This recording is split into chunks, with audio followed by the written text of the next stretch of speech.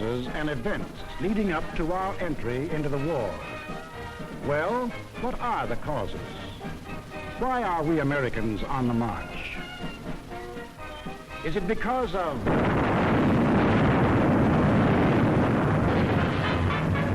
Pearl Harbor? Is that why we are fighting? Or is it because of Britain?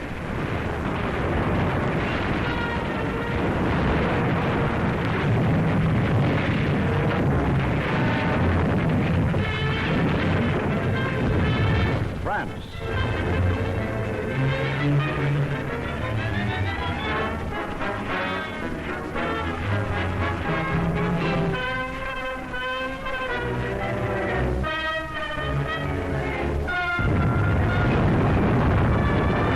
China.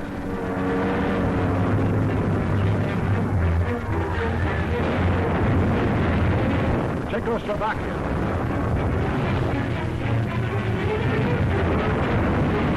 Norway.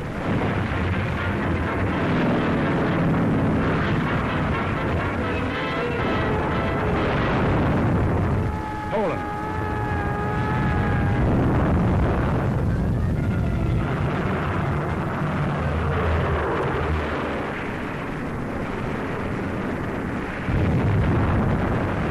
Holland.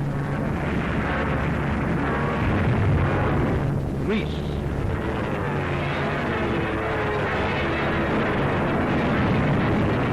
Belgium,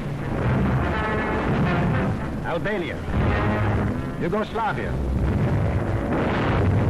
or Russia.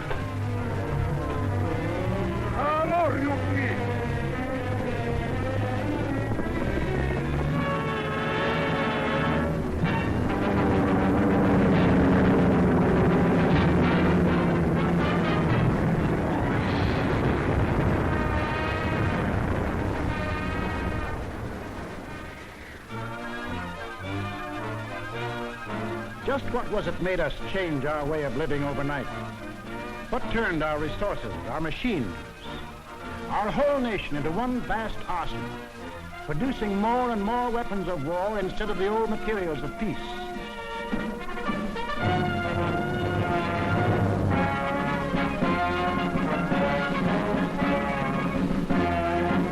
What put us into uniform, ready to engage the enemy on every continent and every ocean?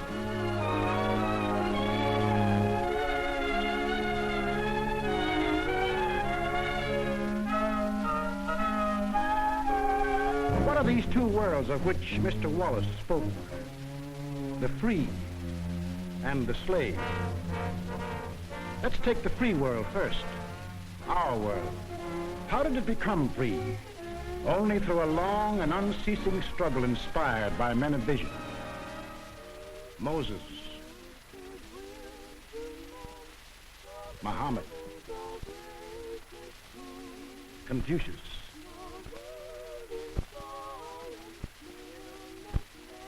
Christ.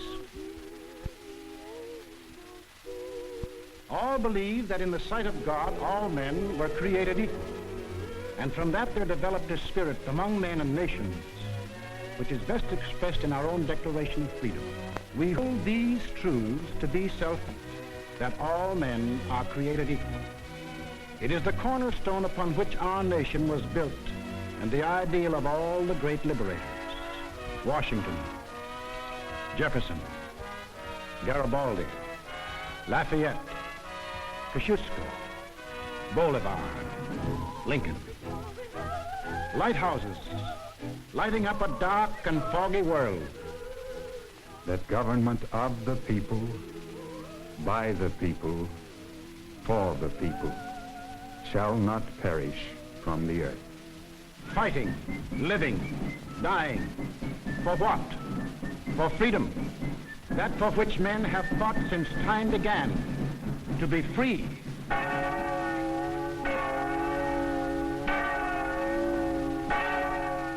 Is life so dear or peace so sweet as to be purchased at the price of chains and slavery? Forbid it, Almighty God.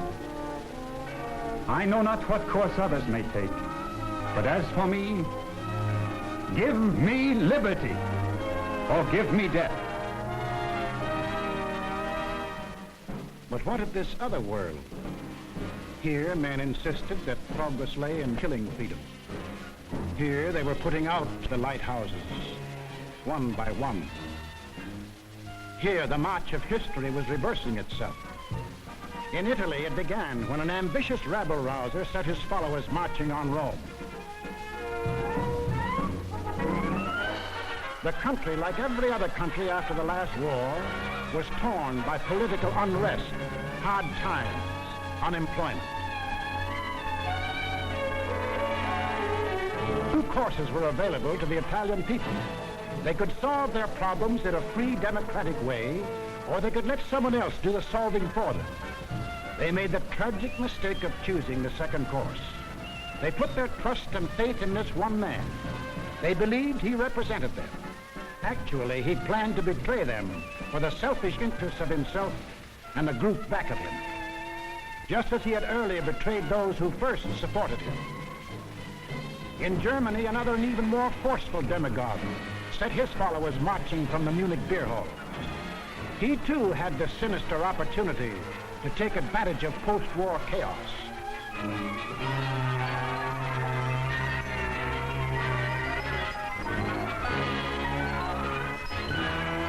But he also had certain distinctive German characteristics to play on. To start with, the Germans have an inborn national love of regimentation and harsh discipline. He could give them that.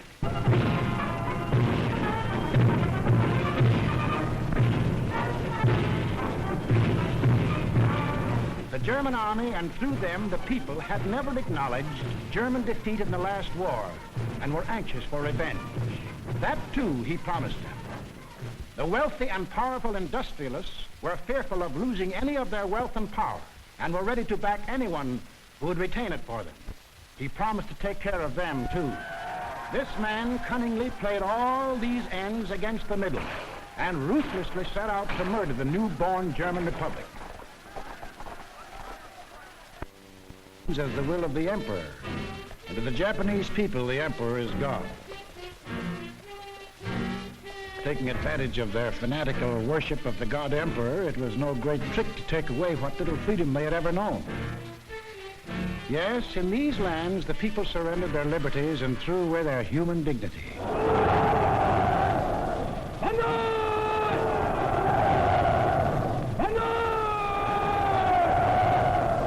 They gave up their rights as individual human beings. They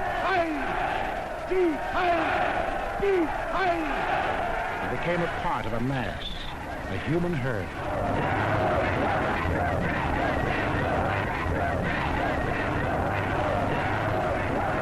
Although these countries were far apart and different in custom and in language, the same poison made them much alike. Each got a new uniform. In Italy, the new bosses wore black shirts. In Germany, the shirts were brown. In Japan, they hid behind the uniform of the army.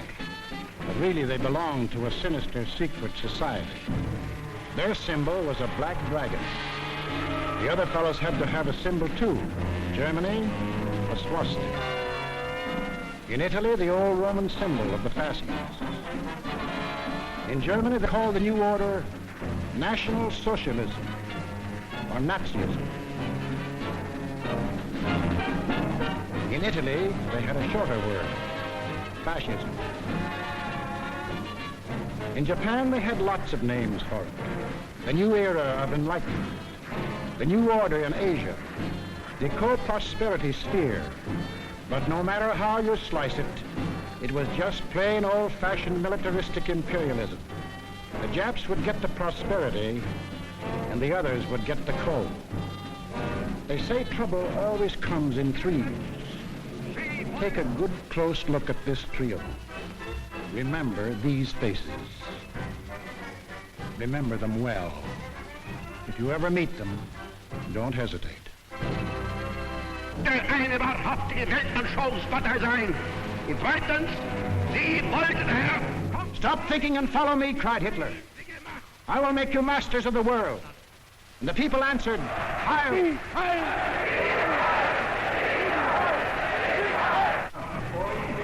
Stop thinking and believe in me, bellowed Mussolini, and I will restore the glory that was Rome.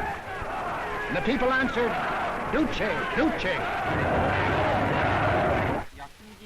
Stop thinking and follow your God Emperor, cried the Japanese warlords, and Japan will rule the world. And the people answered, Banzai, Banzai. Each system was alike in that the constitutional law-making bodies gave up their power. The Reichstag in Berlin, the House of Deputies in Rome, the Diet in Tokyo. And these elected representatives became collections of stooges, rubber stamp organizations. Applauding on cue the words of the leaders. Each system did away with free speech and free assembly. Each system did away with a free press and substituted a press controlled by the party. Through their ministries of propaganda, each took complete control of the theater, the movies, the radio. Every cultural activity and every channel of information was controlled by the most important members of the party. Each did away with free courts and trial by jury, and substituted courts and judges run by the party. Each abolished labor unions and the rights of bargaining for wages. Fertig machen zur Meldung! Achtung! Abteilung 6, 310 mit 1-3-114 beim Grabenbau. Danke. Heilser! Heilser! Lassen Sie weiterarbeiten. Weiterarbeiten! And under the pretext of patriotism established a system of forced labor. Each enforced its decrees by an army of secret police of life individual. And who stood in freedom and said so, there was a ready answer.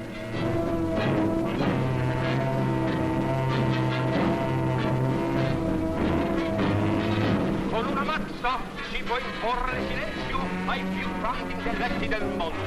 The greatest intellect in the world can be silenced with this. That is an exact translation of the words these black shirts cheer so lustily. Sagen nur so viel. Wenn ich das Wort Kultur höre, dann greife ich schon nach meinem Revolver. Whenever I hear anyone mention the word culture, the first thing I do is reach for my gun. Yes, they had the answer. The blackjack and the gun.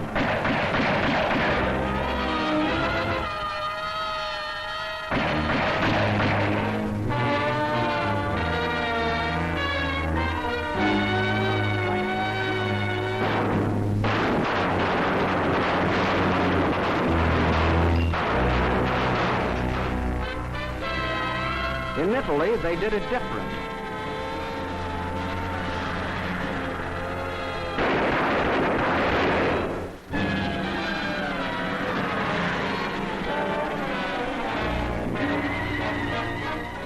While in Japan,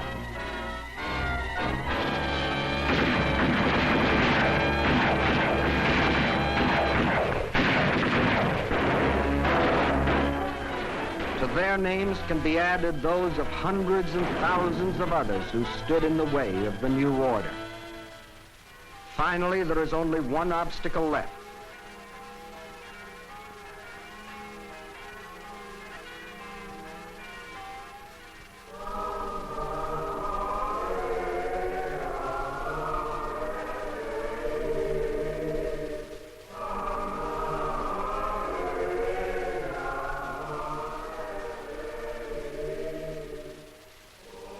The word of God and the word of Führers cannot be reconciled. Then God must go.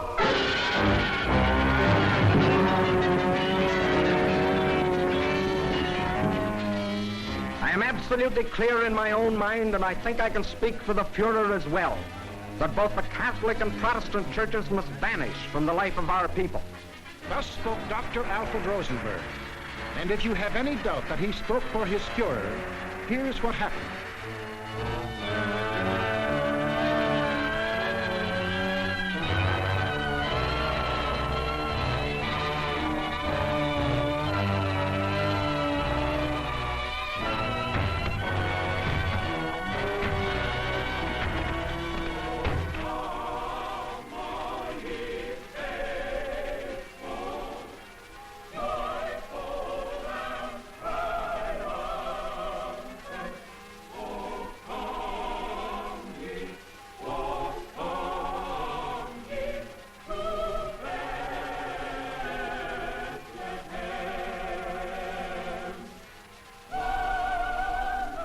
thousands of other men of God, Protestant, Catholic, Jewish, were persecuted, arrested, confined in concentration camps. Our Führer is the intermediary between his people and the throne of God. Everything the Führer utters is religion in the highest sense.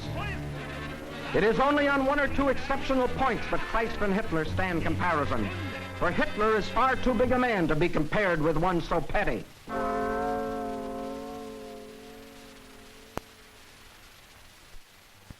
German classrooms.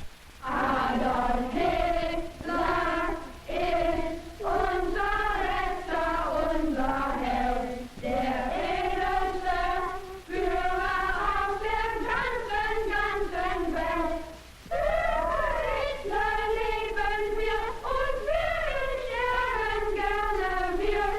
Für den Führer bis zum Tod, denn er ist unser Gott. Yes, take children from the faith of their fathers and teach them the state is the only church. And the head of the state is the voice of God.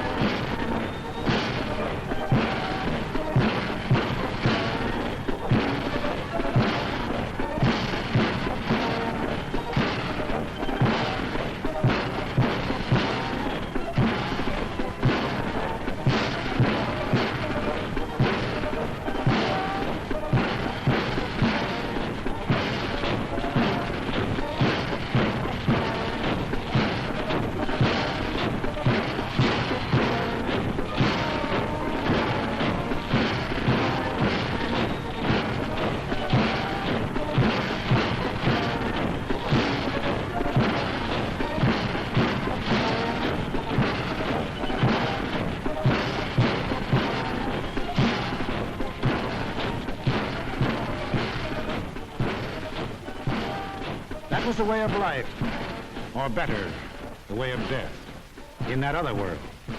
Now, what of our world, the democratic world? What did we want? What did we do about it? First of all, we wanted peace and security. And to prove our sincerity, in 1921, we initiated the Washington Disarmament Conference. This resulted in two vitally important treaties. One, to reduce the size of the British, Japanese, French, Italian, and American fleets.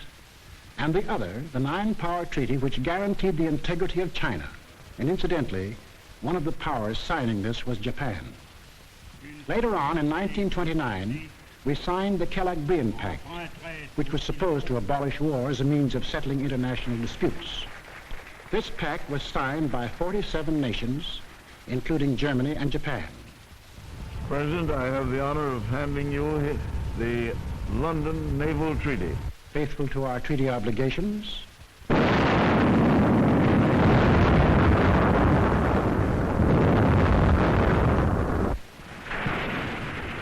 we scrapped more than 60% of our naval tonnage, and our army was reduced to a standing force of 136,000 men, smaller than that maintained by the little state of Romania. We let our hopes for peace become so strong that they grew into a determination not to fight unless directly attacked. We let ourselves be influenced by those who said that we could find security through isolation. The confusion in our way of thinking is apparent in the slice of public opinion as it appeared in Pathé News in 1939.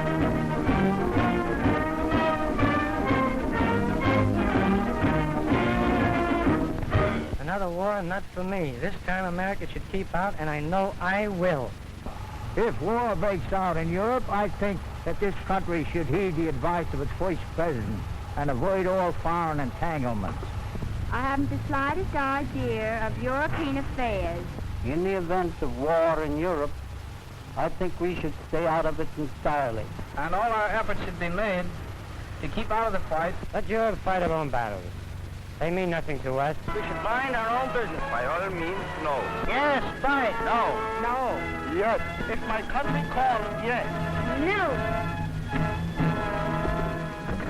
We simply did not want to understand that our individual and national problems were, and always will be, dependent upon the problems of the whole world. And we had individual and national problems to worry about, plenty of them, just as Germany, Italy, and Japan had. But we faced them in a democratic way. We passed laws to give working men a chance to improve their lot. We established an insurance program for those without jobs. We began to give old folks protection against want and hunger. We organized the CCC to provide our young men with healthy and useful employment.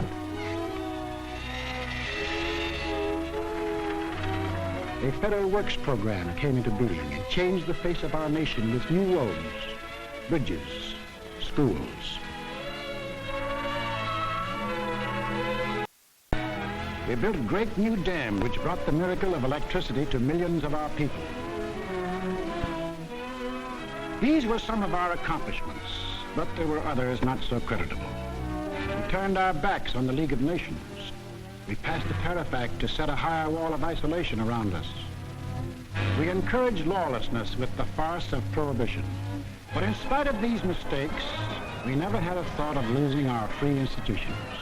John Q. Public still ran the country. He had his choice of voting for Dewey, Wilkie, Roosevelt, or anybody else. In Germany, they had the choice of voting for Hitler, Hitler, or Hitler.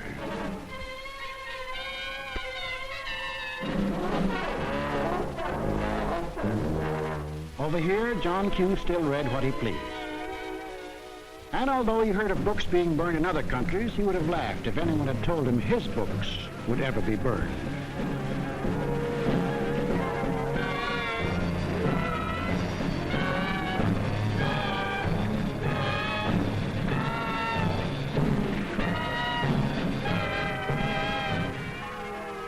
And on Sunday, if he felt like it, John Q. went to any church he pleased.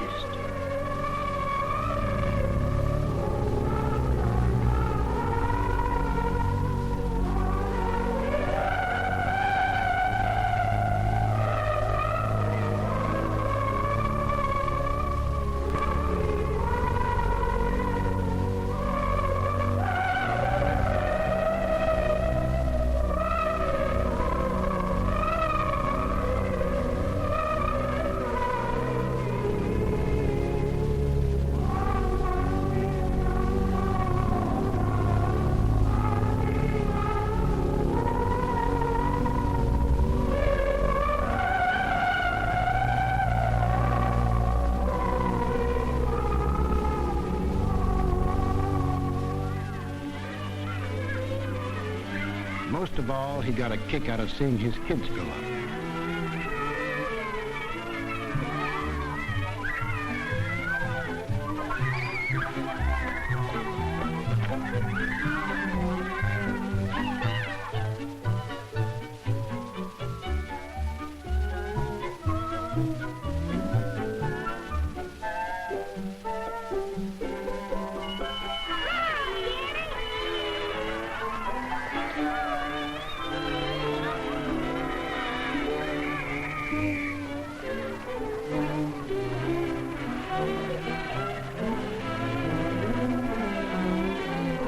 The average American was quite unconscious of the fact that some people had this in mind for the little John Q.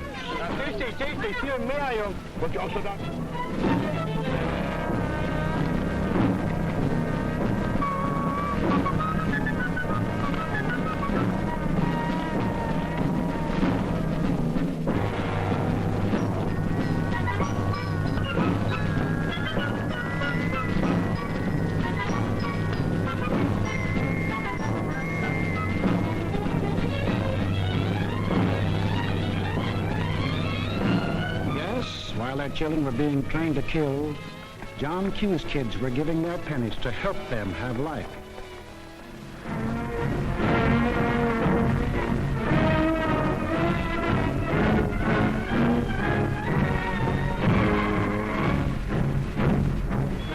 And when we saw these men in the newsreels, quite often we laughed.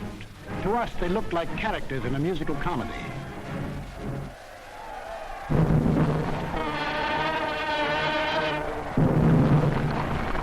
They weren't comic. They weren't funny. They were deadly serious. They were out for world conquest. And what made it doubly serious was that there were 70 million Japanese, 45 million Italians, and 80 million Germans, all hopped up with the same idea. Deutsches Volk hilft dir selbst. Jeder soll helfen. Their leaders told them that they were supermen. Herrenvolk, the Nazis called it. The master race, destined to rule all other peoples on earth. Take a good look at these humorless men. These were to be the rulers of the ruling race. Leben, auch ihr bürgerliches Dasein ist gesichert in diesem nationalsozialistischen Staat. Obey us blindly, and you will attain your rightful place in the world. All other people will be your slaves. That's what they promised them. That Americans, Chinese, Russian, South Americans, all free peoples would work for them and make them rich. And how they ate it up.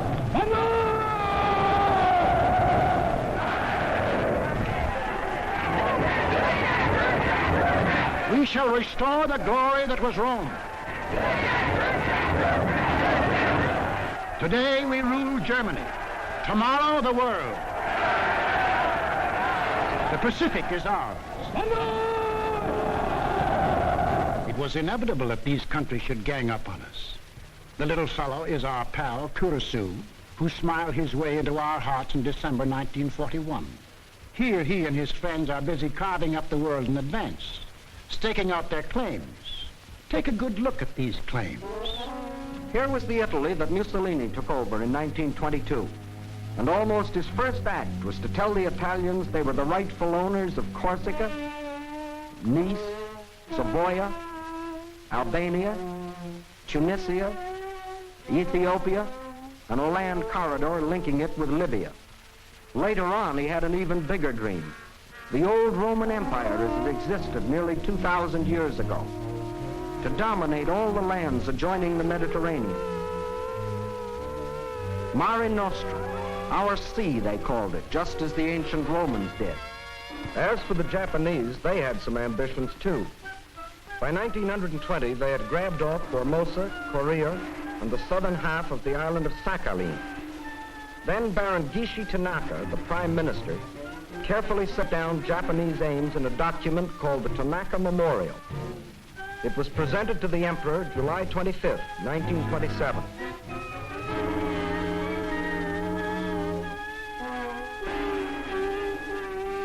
Here was their dream. Manchuria for raw materials, China for manpower, Then a triumphant march through Indochina, Siam, Burma, India, the East Indies, and on through Australia and New Zealand. And in the north, all they claimed was that part of Russia east of Lake Baikal. That was to be the new order in Asia. Then the Japs would move eastward to crush the United States and really start their co-prosperity sphere. Now take a look at the bite the Nazis reserved for themselves. Here's the Germany Hitler walked into, and here's what he wanted. First, Europe under his complete political or economic control, leaving Mussolini a share of the loot if he behaved himself. Then the drive to the east, through the rich oil lands of Iran and Iraq, into India. Another push south through Africa. Then from Dakar, jump off to meet the honorary Aryans who were to move in on South America through the Pacific.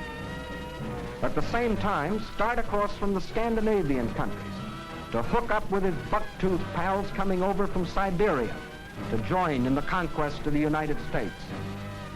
There it is, gents. All they left us was Shangri-La. And they'd claim that, too, if they knew where it was. If they had a chance, listen.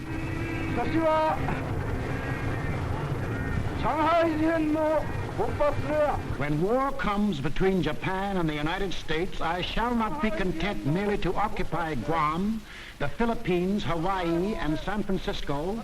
I look forward to dictating the peace to the United States in the White House at Washington.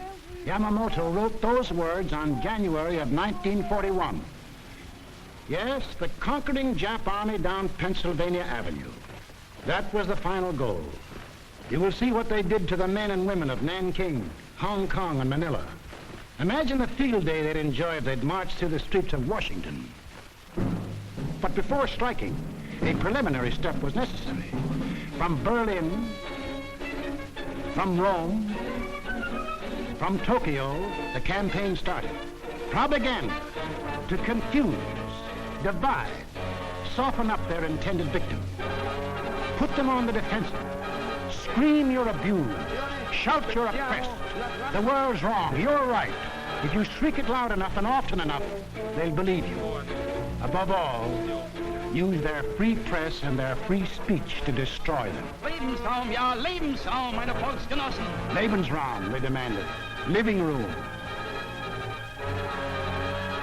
Our lands are overcrowded. But at the same time, they gave prizes to mothers who bore the most sons.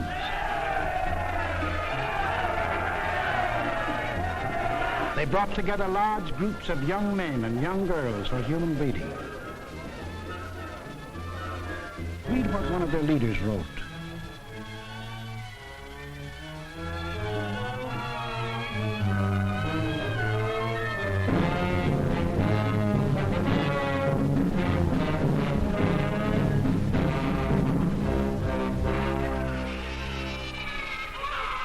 Of course, the children from this assembly line belong to the state to be scientifically trained for conquest.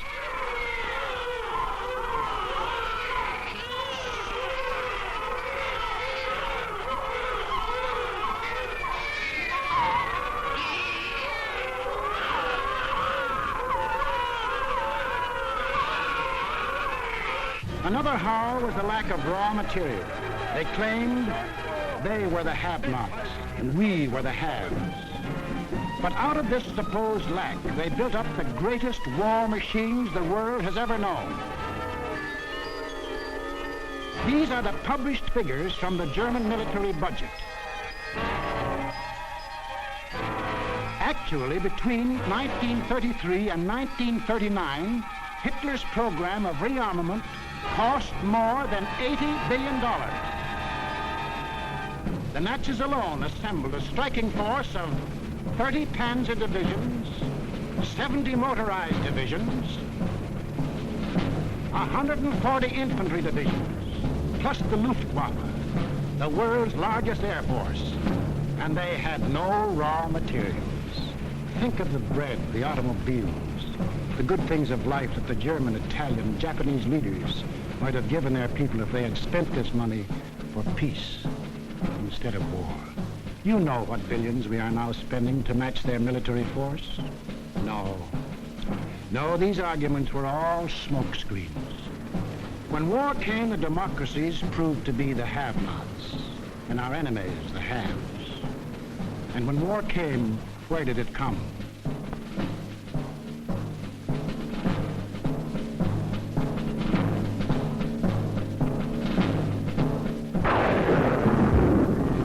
Remember that date, September 18, 1931. A date we should remember as well as December 7, 1941. For on that date, in 1931, the war we are now fighting began. The place was Manchuria, the northernmost province of China, 6,000 miles from San Francisco.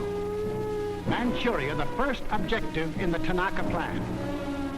By September 18th, the Japanese, who by treaty patrolled the southern Manchurian Railway, had secretly and illegally increased their garrisons.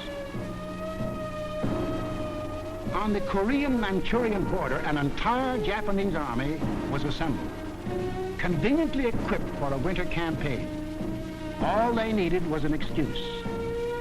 They made their own.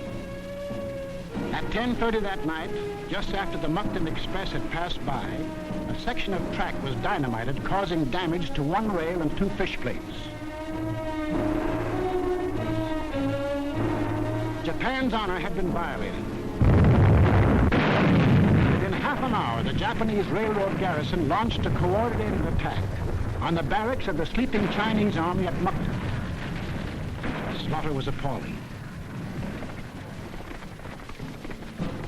By midnight, the conveniently placed Japanese army poured across the Korean border, and the first open act of aggression, the invasion of Manchuria, was on. In 4 days, they had occupied the whole of southern Manchuria, and shortly after, the whole country. Manchuria became Manchukuo, a puppet state with an obedient stooge on the throne, Henry Puyi, a weakling whom the Japanese had prepared for the job with 7 years of women and song. In Washington, Henry L. Stimson, then Secretary of State, now Secretary of War, sent out a blistering denunciation of the attack. The League of Nations sent a committee of 5, headed by Lord Lytton and including our own General Frank McCoy, to Manchuria to investigate. In October of 1932, the committee issued its report. We found that the Japanese occupation of this large part of China was not justified on the ground of self-defense, and that the new state which had been set up was a Japanese protectorate rather than a genuine case of Manchurian self-determination. Shortly after, the League condemned Japan as an aggressor nation.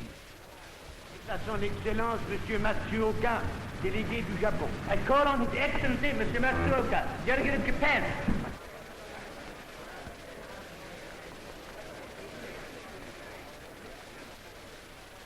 It is a matter of common knowledge that Japan's policy is fundamentally inspired by a genuine desire to guarantee peace in the Far East and to contribute to the maintenance of peace throughout the world. Japan, however, finds it impossible to accept the report adopted by the Assembly. In answer, the Japanese delegates, knowing there were no guns behind this condemnation, smiled, took up their briefcases, marched out of the League. Northern Manchuria was dead.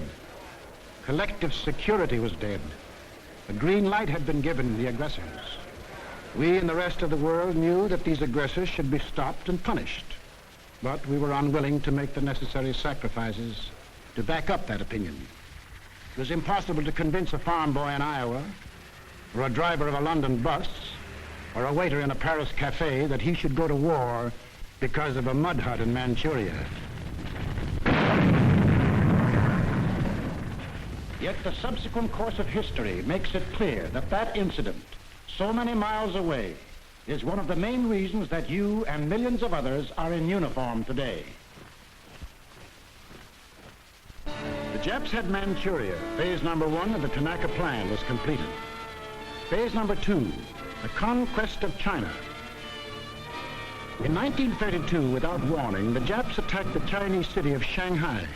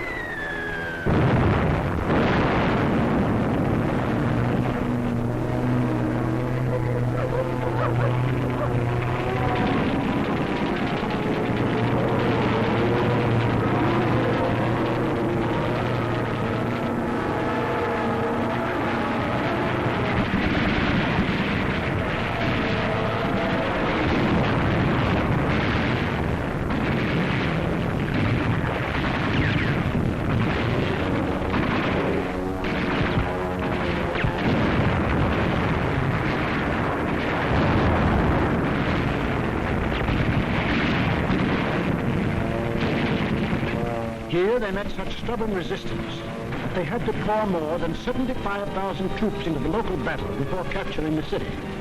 This resistance made them decide to shift their campaign to the north, and in 1933 they added the province of Yehol to Manchuria. Yes, the Japs launched the second phase of the Tanaka Plan, but they had yet to finish it. A united nation stands against them. Under the inspired leadership of General Chiang Kai-shek, the Chinese people fought and still fight on. Meantime, what of Japan's partners? What helpless people were they planning to bomb, slaughter, drive into slavery? Hitler was not yet ready, but Mussolini was. Mussolini had to be. His people were growing restless. Fascism hadn't produced the heaven on earth that he had promised them. So he pulled the old trick of launching a foreign war to divert attention from troubles at home. So Mussolini beat his chest like Tarzan and looked around for a worthy foe. He found one, Ethiopia. A good country for the beginning of a glorious empire. Its army had no machine guns. Its army had no tanks. Its army did have an air force. Exactly one old airplane. One airplane against a nation which had developed the new theory of total air war. Of the blitz which would wipe out cities, destroy civilians, men, woman, and child. In October of 1935, following the Japanese example, an incident was provoked at the little settlement of Wall near the border of Ethiopia and Italian Somaliland. Italy's honor had been violated. Refusing any arbitration, Mussolini moved the whole might of his army through the Suez Canal to overrun the undefended country. Ethiopia's emperor, Haile Selassie, appeared before the League of Nations.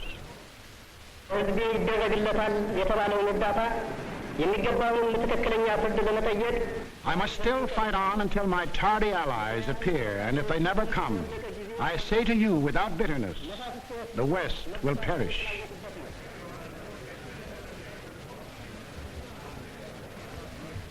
Members of the League half-heartedly stopped trading with Italy, but refused the only thing that will stop any aggressor, force. Ethiopia was left to herself. Native leaders came to pledge their allegiance.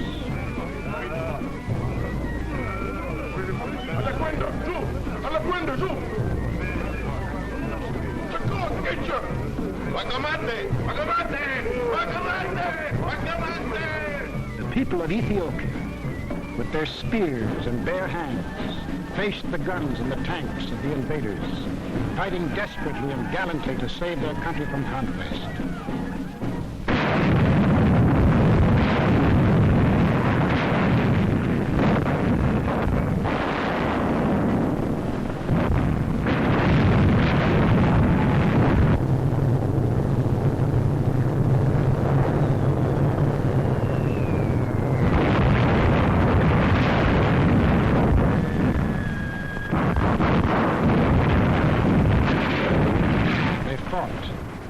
They died. But in the end, there could be but one result. Might triumphed. Italy conquered Ethiopia. Many of our elected leaders warned us of danger. Without a declaration of war and without warning or justification of any kind, civilians, including vast numbers of women and children, are being ruthlessly murdered with bombs from the air. But we were still hypnotized by the fact that two broad oceans stood between us and the rest of the world. We didn't realize that the time when months were needed to span these oceans was ended, that the steamship had cut these months to days, and that now the whole Earth's surface could be covered in the space of hours. Yes, we were a nation that wanted peace. But we hadn't yet learned that peace for us depends on peace for all. Nobody would run the risk of war because of some mud huts and barren plains in Ethiopia, any more than we would run the risk for some similar huts and plains in Manchuria. Correctly interpreting our attitude, the aggressors were all the surer that they could get what they wanted. Japan had started on her march of conquest. Italy had begun her new empire. And now the third gangster. What about him? We'll take him up in our next film and show how he joined his partners and put in his bid. For this is what we are fighting. Freedom's oldest enemy. The passion of the few to rule the many. This isn't just a war. This is the free people's life and death struggle against those who would put them back into slavery. The free peoples of America and Britain, of Russia and China, of Canada, Australia, and all the 30 United Nations that have sworn that man shall still remain free. That is the cause in which we fight. We lose it, and we lose everything. Our homes, the jobs we want to go back to, the books we read, the very food we eat, the hopes we have for our kids, the kids themselves. They won't be ours anymore. That's what's at stake. It's us or them. The chips are down. Two worlds stand against each other. One must die, one must live. 170 years of freedom decrees our answer.